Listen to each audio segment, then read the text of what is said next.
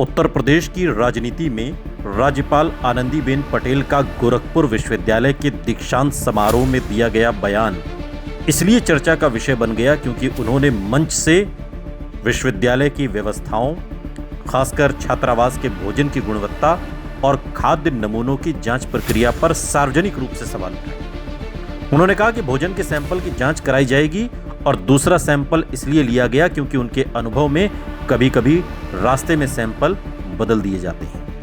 उन्होंने गुजरात के अपने अनुभव का उदाहरण देते हुए कहा कि वहां भी ऐसी घटनाएं देखने को मिली थी। साथ ही उन्होंने ये भी कहा कि गोरखपुर मुख्यमंत्री योगी आदित्यनाथ का क्षेत्र है, इसलिए यहां व्यवस्थाएं बेहतर होनी चाहिए।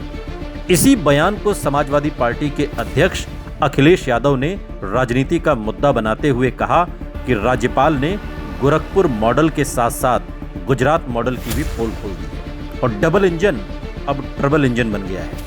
राजनीतिक दृष्टि से देखें तो यह बयान विपक्ष के लिए इसलिए महत्वपूर्ण है क्योंकि जब किसी विपक्षी नेता की बजाय संवैधानिक पद पर बैठा व्यक्ति प्रशासनिक कमियों की ओर इशारा करता है तो विपक्ष उसे सरकार की कार्यप्रणाली पर सवाल उठाने के लिए एक मजबूत राजनीतिक तर्क के रूप में इस्तेमाल करने की कोशिश करता है। हालांकि ये भी ध्यान रखना जरूरी है कि राज्यपाल ने अपने भाषण में किसी राजनीतिक दल या मुख्यमंत्री पर सीधे भ्रष्टाचार के आरोप नहीं लगाए। उन्होंने अपने अनुभव के आधार पर गुणवत्ता नियंत्रण और पारदर्शिता की आवश्यकता पर जोर दिया।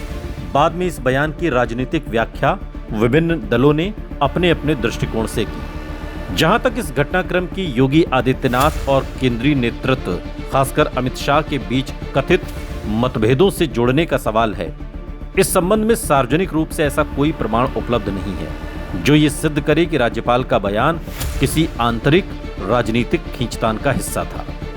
लेकिन जो बात चुनाव से पहले कही गई है उसके तार दिल्ली और लखनऊ से जुड़ते हुए दिखाई देते हैं। सोशल मीडिया पर अब यह चर्चा होने लगी है कि क्या दिल्ली और लखनऊ के रिश्ते इतने खराब हो चुके हैं कि राज्यपाल आनंदीबेन पटेल को ही उत्तर प्रदेश की सरकार को उसके अपने विकास मॉडल को आईना दिखाना पड़ा। को शायद बुरा भी लगेगा, लेकिन जो हमारी कमियां हैं वो तो मुझे बताना ही पड़ेगा भाई। और ये कमियां आने वाले 3 महीने में पूरी हो। सबको मैंने कहा कि 3 महीने में पूरा करके दिखाओ मुझे। और ये तो गोरखपुर है जहाँ स्वयं हमारे मुख्यमंत्री विराजमान हैं और वहां ही ऐसी कमियां रहेगी तो क्या होगा। यूनिवर्सिटी में 9 छात्रावास हैं जिनमें से 3 गर्ल्स हॉस्टल हैं, एक में रिपेयरिंग चल रहा है, अच्छी बात है, जर्जरित हालत में था तो रिपेयरिंग हो रहा है। 6 बॉयज हॉस्टल हैं, 2 में रिपेयरिंग चल रहा है। गर्ल्स हॉस्टल में मेस चलती है, बॉयज हॉस्टल में नहीं चलती, वहां बाहर से टिफिन में खाना मंगवाते हैं। क्यों भाई, वो टिफिन वाला अच्छा लगता है। आज गोरखपुर विश्वविद्यालय के मैं रुकी हुई हूं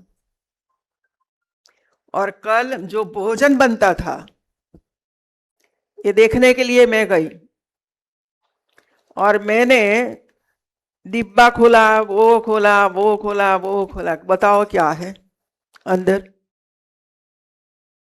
भाई मैं तो गृहिणी हूं, सालों तक किचन में जाते जाते रसोई करते देखते आए हैं।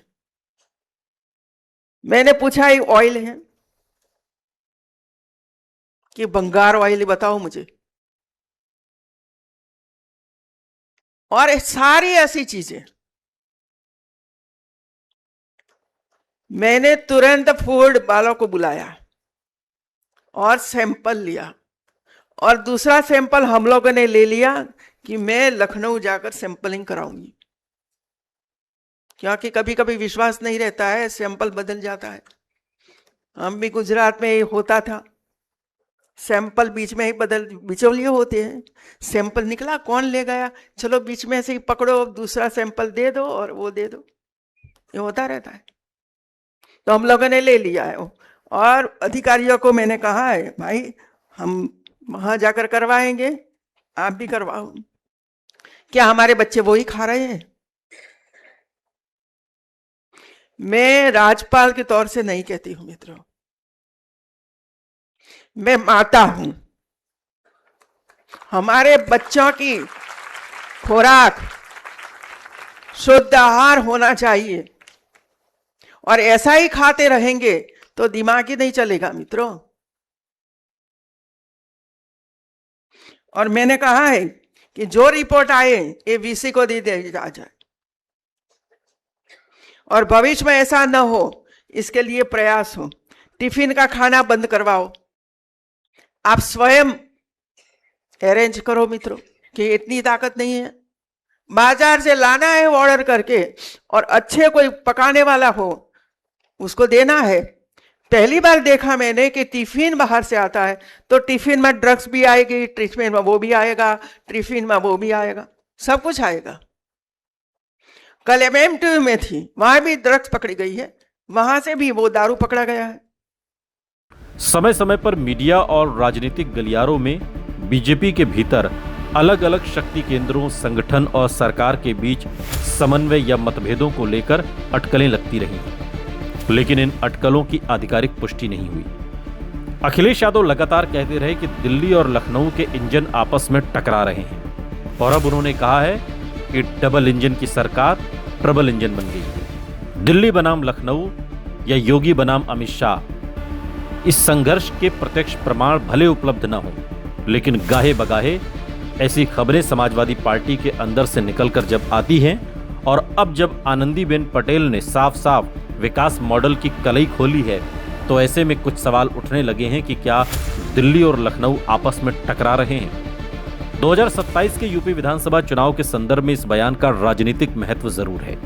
समाजवादी पार्टी, कांग्रेस और अन्य विपक्षी दल ये तर्क देने की कोशिश कर सकते हैं कि यदि राज्यपाल स्वयं विश्वविद्यालयों, छात्रावासों और प्रशासनिक व्यवस्था पर सवाल उठा रही हैं, तो राज्य सरकार के सुशासन के दावों की समीक्षा होनी चाहिए। अखिलेश यादव पहले से ही पेपर लीक, शिक्षा व्यवस्था, सरकारी स्कूलों, विश्वविद्यालयों और युवाओं से जुड़े मुद्दों को प्रमुख चुनावी विषय बनाने की कोशिश कर रही हैं। ऐसे में वो इस बयान को शिक्षा व्यवस्था, भ्रष्टाचार और प्रशासनिक जवाबदेही के व्यापक नैरेटिव से जोड़ सकते हैं।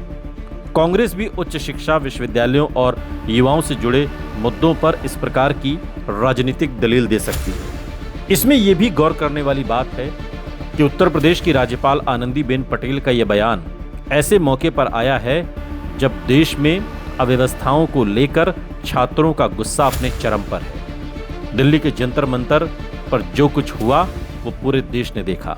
रांची में जो हो रहा है वो पूरा देश देख रहा है। इसके अलावा भी जयपुर के एक स्कूल में मूक बधिर बच्चों ने अपने स्कूल की अव्यवस्थाओं को लेकर प्रदर्शन किया, और अब राज्यपाल आनंदीबेन पटेल ने गोरखपुर विश्वविद्यालय के दीक्षांत समारोह में छात्रावास की अव्यवस्थाओं पर ध्यान केंद्रित करते हुए गोरखपुर मॉडल की कलई खोली। दूसरी ओर बीजेपी के पास भी जवाबी राजनीतिक रणनीति होगी। पार्टी ये कह सकती है कि राज्यपाल द्वारा कमियों की ओर ध्यान दिलाना संस्थागत निगरानी का हिस्सा है, और सरकार यदि जांच कराती है या सुधारात्मक कदम उठाती है तो इसे पारदर्शिता और जवाबदेही के रूप में देखा जाना चाहिए, न कि सरकार की विफलता के रूप में। बीजेपी ये भी तर्क दे सकती है कि किसी एक विश्वविद्यालय की समस्या को पूरे प्रदेश के विकास मॉडल का प्रतिनिधि नहीं माना जा सकता। सरकार आवश्यक कार्रवाई कर रही है, लेकिन ये मौसम चुनावी है। चुनावी दृष्टि से देखें तो अकेले इस बयान से बड़े पैमाने पर वोटों का रुझान बदल जाना संभव नहीं माना जा सकता। उत्तर प्रदेश जैसे विशाल राज्य में मतदाता आमतौर पर कानून व्यवस्था, रोजगार, महंगाई, किसान, सामाजिक समीकरण, स्थानीय उम्मीदवार, कल्याणकारी योजनाएं और गठबंधन जैसे अनेक कारकों को ध्यान में रखकर मतदान करते हैं, लेकिन विपक्ष इस मुद्दे को भी उठाएगा। शिक्षा व्यवस्था, भर्ती परीक्षाओं, विश्वविद्यालयों और युवाओं से जुड़े विवाद लगातार बने रहते हैं, तो विपक्ष ऐसे बयानों को जोड़कर सरकार के खिलाफ व्यापक राजनीतिक अभियान तैयार करने की कोशिश कर सकता है।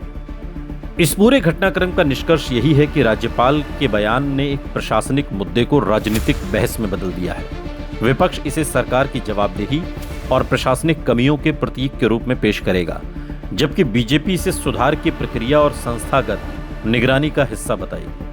जहां तक बीजेपी के शीर्ष नेतृत्व के भीतर कथित मतभेदों की बात है, वो फिलहाल मुख्यतः राजनीतिक अटकलों और विश्लेषण का विषय है। 2027 के चुनाव में इस तरह के मुद्दों का प्रभाव इस बात पर निर्भर करेगा कि आने वाले महीनों में शिक्षा, युवाओं और प्रशासन से जुड़े अन्य घटनाक्रम किस दिशा में जाते हैं और राजनीतिक दल उन्हें किस प्रभावी तरीके से जनता के सामने रखते हैं।